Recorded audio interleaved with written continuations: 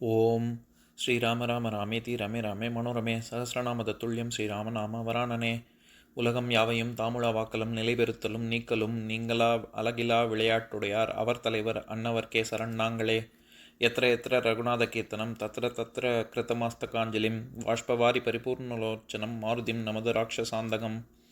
அஞ்சிலே ஒன்று பெற்றான் அஞ்சிலே ஒன்றை தாவி அஞ்சிலே ஒன்று ஆறாக ஆரியர்க்காக ஏகி அஞ்சிலே ஒன்று பெற்ற அணங்கை கண்டு அயலாரூரில் அஞ்சிலே ஒன்றை வைத்தான் அவன் எம்மை அழித்துக் காப்பான்.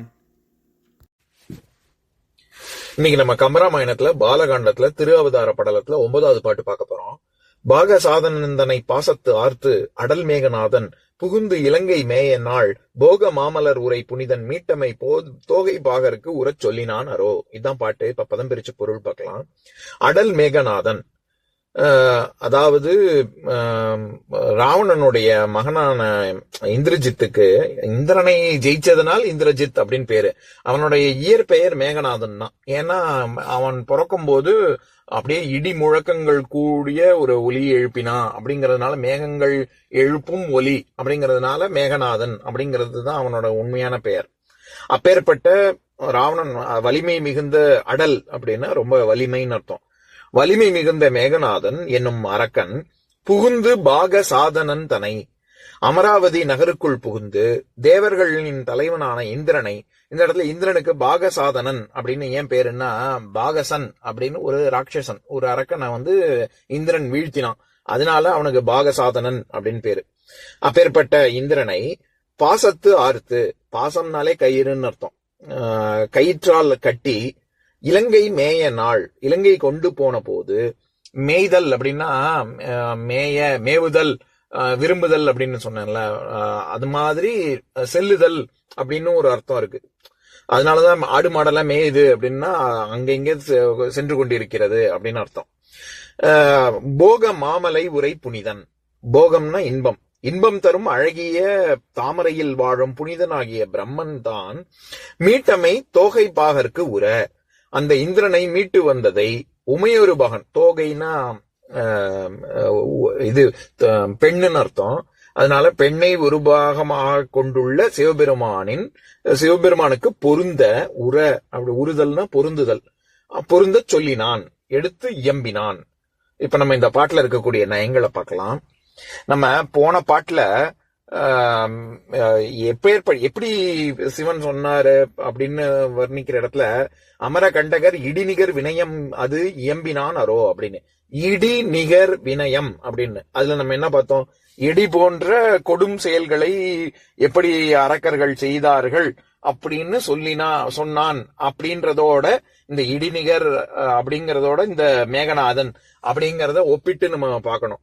ஏன்னா மேகங்களின் நாதம் தானே இடி, அப்பேற்பட்டவன் இந்திரஜித் அப்படின்னு சொல்ல வர்றாரு. இப்ப இந்த பாட்டின் மூலமா கம்பர் சொல்ல வர்ற கருத்து என்ன? நான் ஒரு காலத்துல ஆக்சுவலா உத்தர ராமாயணத்துல ஒரு கதை வரும், எப்படி பிரம்மன் இந்திரனை காப்பாத்தினான் இந்திரஜித் கிட்ட இருந்து அப்படின்னு. அந்த சமயத்துல நான் போய் மீட்டு கொண்டு வந்தேன் அப்படின்னு பிரம்மா சிவன் முதலானோர், ஏன்னா போன பாட்டுல நம்ம பார்த்தோம்ல, சிவனும் தேவர்களும் இது மேருமலை நடுப்பகுதியில வரும்போது பிரம்மனை சந்தித்தார் அப்படின்னு பார்த்தோம்ல. அவர்களிடம் பிரம்மா தான் முன்னொரு காலத்துல எப்படி இந்திரனை காப்பாத்தினார் அப்படிங்கறத சொல்றார் அப்படின்னு. சோ இந்த இடத்துல இந்த மாதிரி நான் பண்ணினேன் அப்படின்னு பிரம்மா இவர்கள்ட்ட எல்லாம் சொல்றாரு. அதுதான் இந்த பாட்டு. அதே மாதிரி பாகசாதனன் அப்படிங்கிறதுக்கு பாகம்னா செயல்கள் அப்படின்னு ஒரு அர்த்தம் இருக்கு. அதாவது புண்ணிய பலன்களுக்கு உயிர்களுக்கு பெற்று கொடுப்பதற்கு உதவுபவன் அப்படின்னு இந்திரனுக்கு அப்படின்னு அர்த்தம் சொல்லலாம் பாகசாதனன் அப்படின்னு. அப்படின்னாலும் இந்திரனை தான் குறிக்கும். ஏன்னா பாவ புண்ணியங்களுக்கு ஏத்த மாதிரி உயிர்கள் அவர் அந்தந்த உயிர்களுக்கு பலன் சேரக்கூடியதற்கு உதவி செய்கிறான் அப்படிங்கிறதுனால.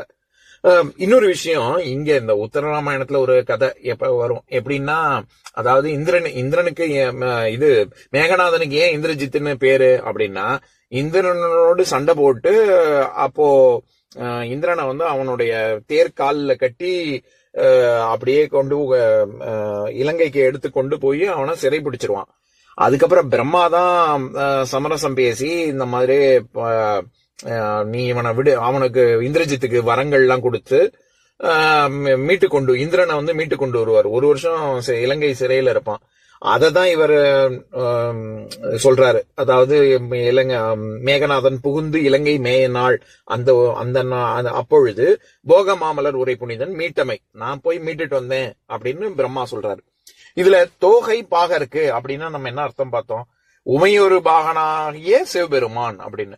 தோகை அப்படிங்கிற சொல்லுக்கு, அதாவது தொகு அப்படிங்கறதுல என்ன வந்திருக்கு, மயில் பீலி அப்படிங்கிறதுக்கு ஒரு அர்த்தம். இதை தவிர மயில்னே அர்த்தம் இருக்கு. அந்த தோகைங்கிறது சிறகு அப்படிங்கிற பொருளும் இருக்கு. இதை தவிர அந்த தோகைங்கிறது ஒரு அந்த மயிலின் வால் மாதிரி இருக்குல்ல, அதனால விலங்கின் வாலுக்கும் தோகைன்னு ஒரு அர்த்தம் இருக்கு. எப்படி நம்ம பெண்களை வர்ணிக்கும் போது மயில் மாதிரி இருக்கா அப்படின்னு சொல்றதுனால பெண்ணுக்கும் தோகைன்னு ஒரு அர்த்தம், பெண்களுடைய ஆடையில் இருக்கக்கூடிய முந்தானைக்கும் தொகைன்னு அர்த்தம். அதாவது பெண்களுக்கு இது மயிலுக்கு எப்படி தொகை இருக்கோ அந்த மாதிரி பெண்களுக்கு முந்தானை இருக்கு அப்படிங்கறதுனால முந்தானைக்கும் தொகைன்னு அர்த்தம். இந்த மாதிரி அதுக்கப்புறம் நெல், சிறிய திணை வகைகள், அதுக்கப்புறம் கொடி, ஒரு பெரிய கொடி தொங்கிக் கொண்டு இருக்கக்கூடிய ஒரு பெருங்கொடி, இதுக்கெல்லாமும் தோகைன்னு அர்த்தம். எதுக்கு இதை சொல்ல வரேன், இந்த இடத்துல தோகை பாகருக்கு அப்படின்னு வர்ற இடத்துல தோகைன்னா பெண்ணுன்னு அர்த்தம். இப்ப நம்ம அர்த்தநாரி அப்படின்னு சொல்றோம்ல, அர்த்தனா பாதின்னு அர்த்தம். பாதி பாகம் பார்வதியாவும் பாதி பாகம் சிவனாவும் இருக்குல்ல, நம்ம அர்த்தராத்திரின்னு சொல்றோம், அதனாலதான் சொல்றோம் நடுராத்திரி நடுஜாமம் அப்படின்னு. அதனால அர்த்தனாலே பாதின்னு அர்த்தம். அந்த அர்த்தநாரியத்தான் தோகை பாகருக்கு அப்படின்னு கம்பர் சொல்றாரு. இப்ப நான் பாட்டை இன்னொரு தடவை படிக்கிறேன் கேளுங்க. பாக சாதனன் தன்னை பாசத்து ஆர்த்து அடல் மேகநாதன் புகுந்து இலங்கை மேய நாள் போக மாமலர் உரை புனிதன் மீட்டம்மை தோகை பாகற்கு உரச் சொல்லினானரோ. இன்னொரு நாள் இன்னொரு பாட்டு பார்க்கலாம். ஓம் சாந்தாகாரம் புஜகசயனம் பத்மநாபம் சுரேஷம் விஸ்வாதாரம் ககனசத்ரசம் மேகவர்ணம் சுபாங்கம் லக்ஷ்மீகாந்தம் கமலநயனம் யோகி ஹிருத்யானகம்யம் வந்தே விஷ்ணும் பவபயஹரம் சர்வலோகைகநாதம். உம்பரோடு இம்பர்காரும் உலகம் ஓர் ஏழும் ஏழும் எம்பெருமான் என்று ஏத்தி இறைஞ்சி நின்று ஏவல் செய்ய தம்பியரோடும் தானும் தருமமும் தரணி காத்தான் அம்பரத்து அனந்தர் நீங்கி அயோத்தியில் வந்த வள்ளல். ஓம் பூர்ணமதః பூர்ணமிதம் பூர்ணாத் பூர்ணமுதஸ்யதே பூர்ணஸ்ய பூர்ணமாதாய பூர்ணமேவாவசிஷ்யதே. ஓம் சாந்தி ஷாந்தி ஷாந்திः. ஓம் சர்வேஷாம் ஸ்வஸ்திர்பவது சர்வேஷாம் சாந்திர்பவது சர்வேஷாம் பூர்ணம் பவது சர்வேஷாம் மங்களம் பவது. ஓம் சாந்தி ஷாந்தி ஷாந்திः. ஓம் சர்வே பவந்து சுகினः சர்வே சந்து நிராமயாः சர்வே பத்ராணி பஷ்யந்து மா கஷ்சித் துக்கபாக் பவேத். ஓம் சாந்தி ஷாந்தி ஷாந்திः.